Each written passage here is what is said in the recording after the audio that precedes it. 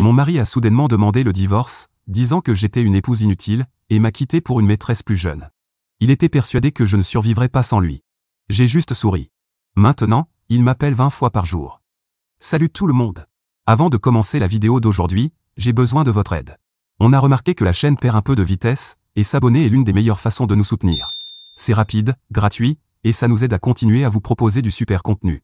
Votre soutien compte énormément. Faisons grandir cette chaîne ensemble. Merci infiniment. Commençons la vidéo.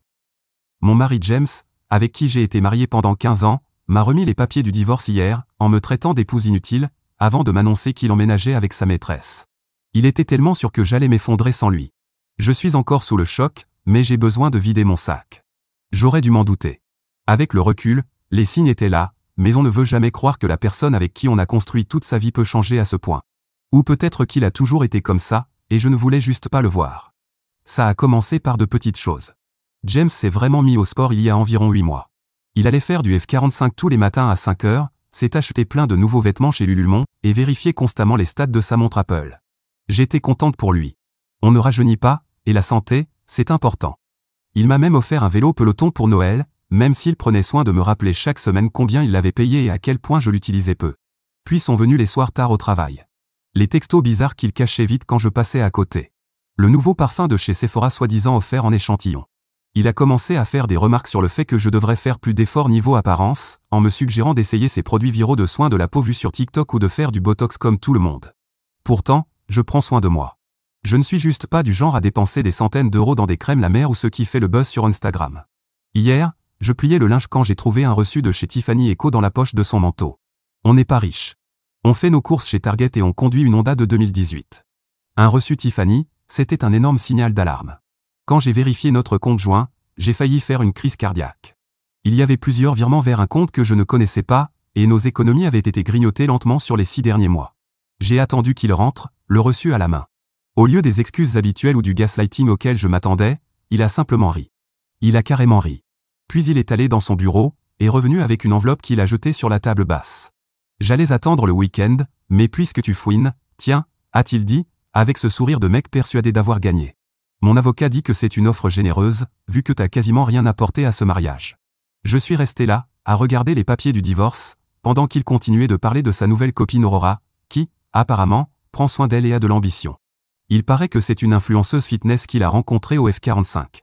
Elle a 50 000 abonnés sur Instagram et elle va quelque part. Pendant ce temps, moi, je suis juste l'épouse qu'il a soutenue au début de sa carrière, qui a géré toute la maison, et qui a mis ses propres ambitions de côté parce que monsieur disait que son travail devait passer en priorité. Le pire? Il prépare ça depuis des mois. Il a déjà un appartement avec elle dans un de ses complexes de luxe en centre-ville. Le reçu Tiffany? Une bague de promesse. Il a littéralement utilisé nos économies pour acheter des bijoux à sa maîtresse. Faut être réaliste, qu'il m'a dit. Tu sais à peine utiliser Netflix sans moi. Dans une semaine, tu m'appelleras en suppliant qu'on se remette ensemble. Je te rends service en fait, je t'apprends enfin à grandir. Je n'ai pas pleuré. Je n'ai pas crié. Je me suis juste assise là, à le regarder faire sa valise avec ses fringues hors de prix. Il a pris son iPad, sa console, et même la bonne cafetière, me laissant la pourrie. Après son départ, j'ai ouvert mon ordi et commencé à vérifier nos comptes. J'ai découvert qu'il transférait de l'argent depuis janvier. J'ai trouvé des relevés de cartes bancaires avec des restos et hôtels que je ne connaissais pas. Même son historique Venmo m'a retourné l'estomac. J'ai appelé ma sœur Vivian, elle est venue direct. On a passé la nuit à éplucher des papiers et faire des listes. Ce matin, j'ai appelé pour dire que j'étais malade et j'ai pris rendez-vous avec un avocat. J'ai aussi gelé nos cartes de crédit communes. Un truc que j'ai appris dans une vidéo TikTok, ironiquement. Ça fait 24 heures. Mon téléphone affiche 23 appels manqués de sa part. Le premier message vocal était énervé. Le second, menaçant. À partir du 10e, il me suppliait presque qu'on en parle calmement. Mise à jour 1. Merci à tous pour le soutien sous mon dernier post. J'essaie toujours de digérer tout ça, mais certaines choses se sont passées et j'ai besoin d'en parler. J'ai passé la dernière semaine chez ma sœur Vivian. Je dors sur son canapé en fait. Elle a un enfant, donc la chambre d'amis est pleine de jouets. Mais je ne me plains pas. C'est mieux que d'être seul dans cette maison en ce moment. Le premier coup de réalité m'a frappé quand j'ai essayé de commander un truc sur Amazon. Ma carte a été refusée pour un achat de 30 $. J'ai appelé la banque, et c'est là que tout a commencé à s'effondrer. Il s'avère que James déplaçait de l'argent. Pas des grosses sommes qui m'auraient alerté, mais des virements réguliers de 2 cents ou 300 $ toutes les 2 semaines. Toujours libellés comme entretien voiture ou réparation maison, des trucs basiques que je n'aurais pas remis en question. Avec le recul, je me sens un peu idiote. On a toujours eu des comptes séparés depuis qu'on s'est mariés. C'était son idée, il disait que c'était plus pratique. Mais je lui faisais confiance avec notre compte épargne commun. C'est là que partait la majorité de mes salaires. Pour construire notre avenir, disait-il. Ouais, bien sûr. J'ai découvert qu'il emmenait Aurora dans plein d'endroits chics. Pas des trucs hors de prix, mais bien au-dessus de notre train de vie habituel. Genre ce nouveau resto fusion en centre-ville où les entrées coûtent 15 $. Pendant ce temps, il râlait quand je dépensais 50 $ chez Target pour des trucs dont on avait vraiment besoin à la maison. Ce qui est dingue. En fouillant dans nos papiers, on accumule un tas de trucs en 15 ans, j'ai trouvé des reçus de lieux où je ne suis jamais allé. Des petites choses, des cafés près de chez elle, des tickets de cinéma pour des sorties auxquelles je n'étais pas. Il ne cherchait même pas vraiment à les cacher, juste rangés dans un tiroir avec tous nos autres papiers. Vivian m'aide à tout trier. Elle travaille dans une banque donc elle sait exactement quoi chercher. Elle a appelé ça de la violence financière classique. Même si ce terme me paraît un peu trop dramatique pour ce que j'ai vécu, moi je me sens juste bête, comme si j'aurais dû voir les signes bien plus tôt.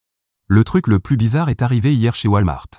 J'y étais pour acheter des trucs basiques, du dentifrice, du shampoing, tu vois le genre. Et je suis tombé sur Matteo, le cousin de James. Il n'a même pas été mal à l'aise, il m'a carrément aidé à choisir une imprimante pas chère pour scanner des documents. Il m'a dit que James avait fait des trucs similaires à sa copine du lycée. Ça aurait été bien de le savoir il y a 15 ans. Mais bon. James continue d'appeler. Moins qu'avant, maintenant c'est 5 à 6 fois par jour. Les messages sont passés de colérique à étrangement inquiet. Juste inquiet de savoir si tu arrives à gérer les factures, m'a-t-il écrit hier. Comme si je n'avais pas payé ma propre facture de téléphone toute seule depuis toujours. Aurora m'a envoyé un message sur Facebook. Rien de dramatique. Juste un nom devrait parler un de ces jours. Je l'ai laissé en vue. Qu'est-ce qu'il y a à dire? Elle savait qu'il était marié. Ce n'est pas une pauvre victime innocente ici. J'ai rencontré une avocate spécialisée dans le divorce hier. Rien de luxueux. Je l'ai trouvée via un groupe de soutien pour femmes sur Facebook. Elle s'est inquiétée de certaines choses sur le plan financier, surtout quand je lui ai montré comment il déplaçait de l'argent. Elle a dit qu'il fallait agir vite pour éviter qu'il ne cache d'autres actifs. Le plus gros choc, c'est quand j'ai enfin ouvert notre ancien compte mail partagé. J'y ai trouvé des mailles de confirmation pour une carte de crédit dont je n'avais jamais entendu parler.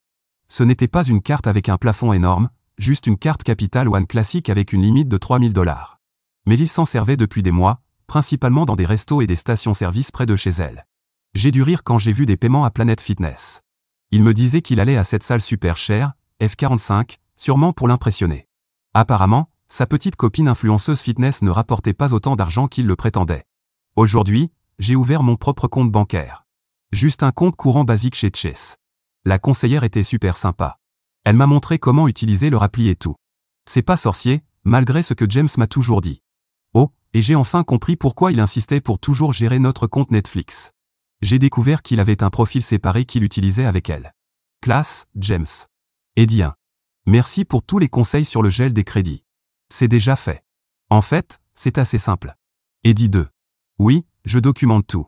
J'ai un dossier sur mon téléphone rempli de captures d'écran. Eddie 3.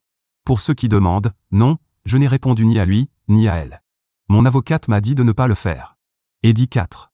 Certains me suggèrent d'exposer Aurora sur les réseaux sociaux. Pas intéressé par le drama. Je veux juste traverser tout ça en gardant ma dignité. Mise à jour 2. Petite mise à jour parce que cette semaine a été dingue. Vous vous souvenez comment James était persuadé que je m'effondrerais sans lui? Eh bien, le karma en a décidé autrement. Tout a commencé quand j'ai enfin décroché un boulot dans une entreprise locale. Rien de prestigieux. Juste un poste en service client à 16 $ de l'heure. Mais le truc, c'est que les bureaux sont dans le même bâtiment que l'un des plus gros clients de James. Ce qui essaie toujours d'impressionner. Je ne l'ai pas fait exprès, j'ai juste vu l'annonce sur Indeed et postulé. Premier jour de boulot, devinez sur qui je tombe dans l'ascenseur? James, dans son costume spécial réunion importante, celui pour lequel il avait explosé notre carte Nordstrom, avec Aurora qui le suivait comme un petit chiot perdu. Son visage quand il m'a vu en tenue de travail, avec mon nouveau sac pour ordinateur portable? Inestimable. Aurora, elle, est restée plantée là, gênée, se demandant sûrement pourquoi son copain successful avait soudainement l'air d'avoir vu un fantôme. Mais le meilleur reste à venir. Vous vous souvenez comme James insistait pour gérer nos finances parce que j'étais soi-disant trop désorganisé pour m'en occuper? Eh bien, mon nouveau manager, Matthew, adore à quel point je suis méticuleuse. Il m'a même demandé de l'aider à organiser des tableaux Excel pour le bureau.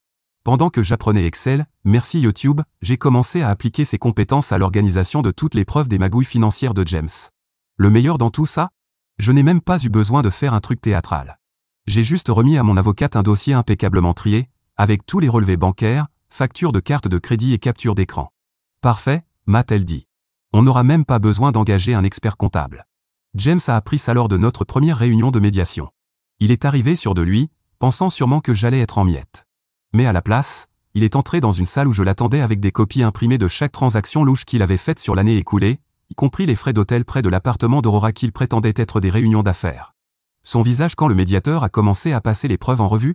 Meilleure revanche que tout ce que j'aurais pu planifier. Et attendez, c'est pas fini. Vous vous souvenez du peloton qu'il m'avait offert pour Noël?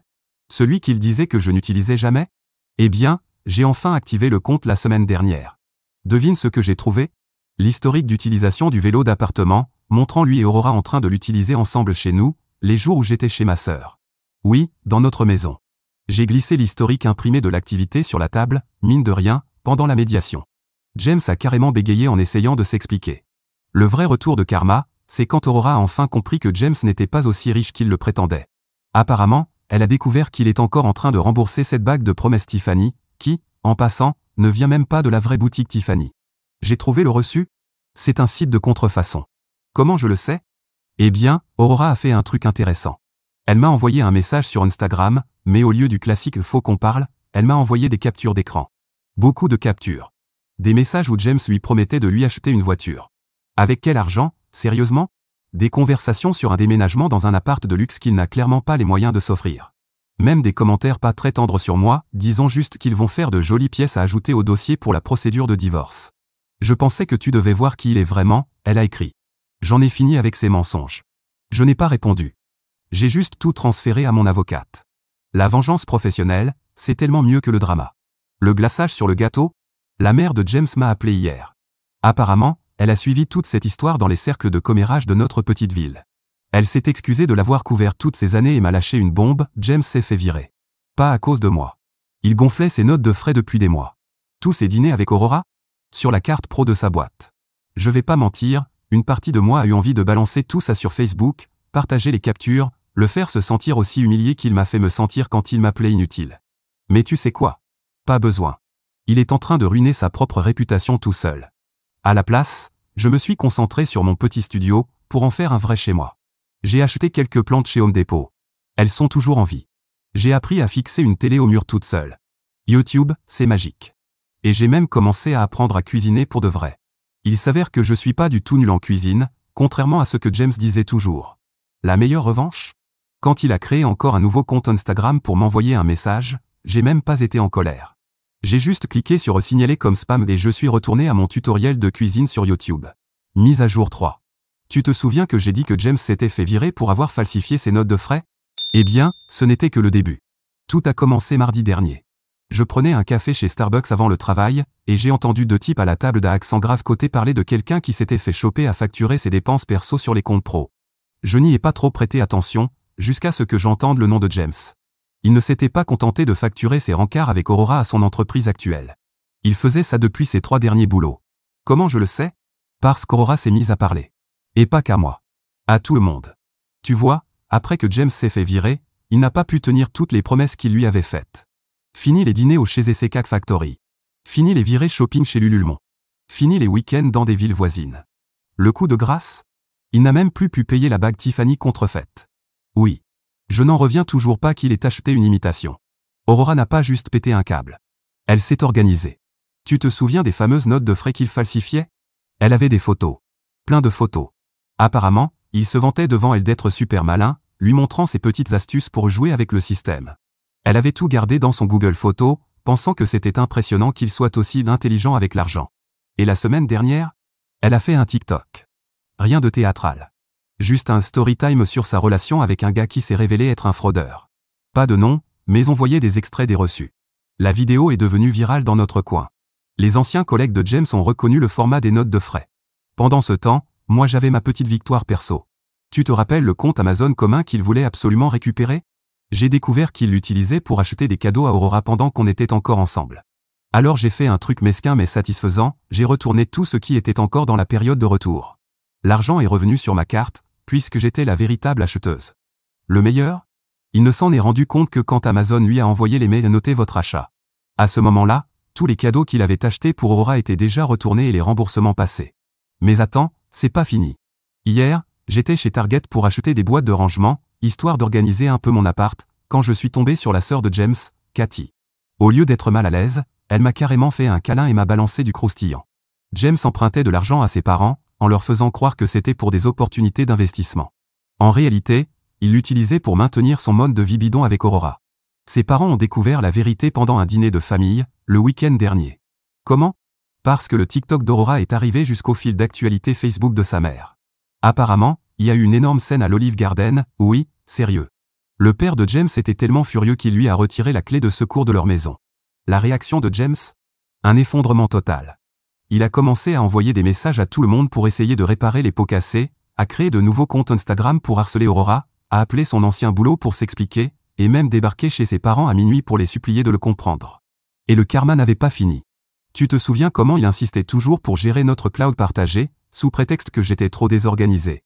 Eh bien, j'ai enfin réussi à me connecter la semaine dernière pour récupérer quelques vieilles photos.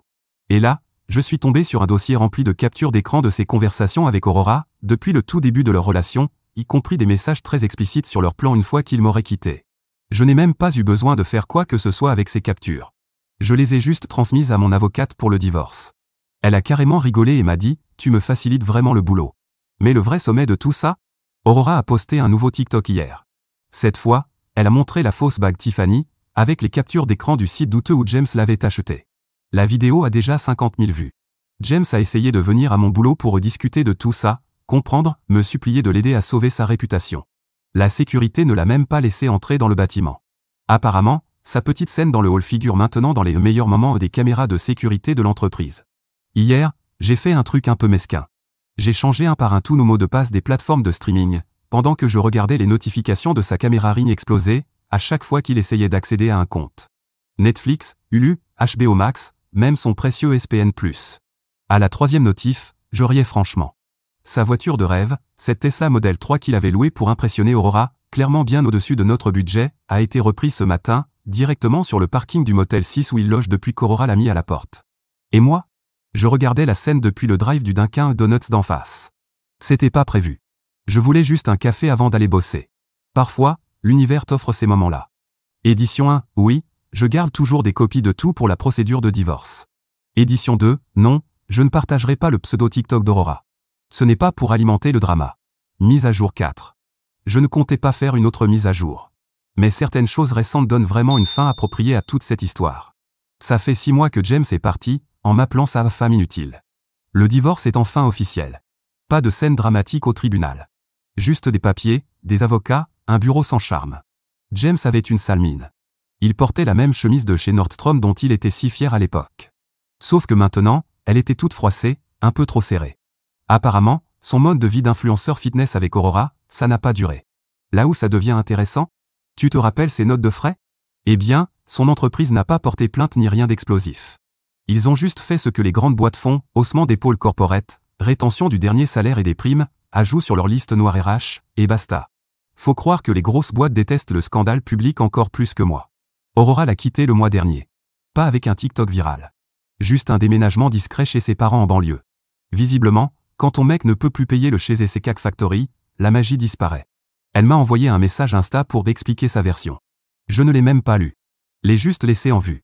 Certaines choses ne méritent aucune fermeture. James loue maintenant une chambre dans une maison partagée de l'autre côté de la ville. Sa Tesla? Reprise. Évidemment. Il roule maintenant dans une vieille Honda. Exactement le genre de voiture dont il se moquait quand je voulais en acheter une parce que c'était trop basique.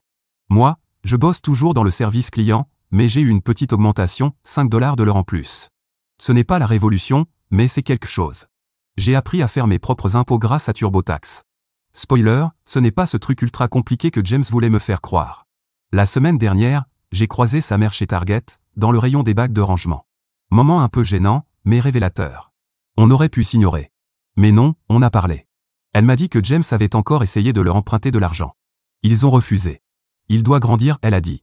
Ensuite, elle m'a aidé à choisir quelques jolis coussins pas chers pour mon studio. Et tu sais quoi? Mon appart commence vraiment à ressembler à un chez moi. J'ai acheté des plantes chez Home Depot, 2 sur 3 sont encore en vie, appris à cuisiner des plats simples grâce à HelloFresh, et je vais à Planet Fitness le week-end. Rien de fancy, juste la vie normale. James essaie toujours de me contacter via des nouveaux comptes Instagram, surtout quand il a bu. C'est souvent des trucs du style où tu vas regretter ou tu peux pas t'en sortir sans moi. Je bloque. Je supprime. Le plus drôle? J'ai retrouvé son ancien fichier de mots de passe dans notre drive partagé. Oui, il avait tout mis dans un document littéralement intitulé Password. J'ai rien fait avec. Juste transféré à sa sœur Cathy pour qu'elle lui dise de tout changer. J'ai rencontré un gars, Matthew, au travail. Rien de sérieux. On déjeune parfois ensemble en salle de pause. Lui aussi est fraîchement divorcé, donc il comprend que je ne sois pas prête pour autre chose. Mais le vrai bouquet final. C'était la semaine dernière, encore au Dunkin'. J'ai entendu des gars du ancien boulot de James discuter. Apparemment, James les appelle et leur écrit pour tenter de récupérer son poste. Il est même venu jusqu'au bureau une fois. Ils n'ont même pas prévenu la sécurité. Ils l'ont juste laissé poireauter dans le hall jusqu'à ce qu'il parte de lui-même. Sa nouvelle vie ne s'est pas vraiment passée comme il l'imaginait. Plus de salles de sport haut de gamme. Il va au même Planet Fitness que moi maintenant. Une fois, on s'est croisés sur le parking. On s'est soigneusement évité. Aurora est de retour sur les applis de rencontre. Ses contacts d'affaires importants ne lui répondent plus. Et moi? Je fais toutes les choses qu'il disait que je ne pourrais jamais faire. Payer les factures. Réparer des petites pannes à la maison. Gérer mon propre budget. Rien d'extraordinaire. Juste des trucs d'adultes, normaux. Ce qu'il m'avait convaincu que j'étais incapable de gérer. Le week-end dernier, en rangeant, je suis retombé sur nos vieilles photos de mariage. Cette fille sur les photos, qui faisait tant d'efforts pour devenir ce qu'il voulait, je ne me reconnais même plus. Et tu sais quoi? Le moment le plus satisfaisant, ce n'était pas une scène de revanche spectaculaire. C'était hier, à la banque, en déposant ma paie. Oui, j'aime encore le faire en personne. C'était la même employée qui m'avait aidé à ouvrir mon propre compte il y a 6 mois, quand je tremblais et que j'avais peur. Elle m'a souri et m'a dit, tu as l'air plus heureuse. Et tu sais quoi? C'est vrai. Je le suis.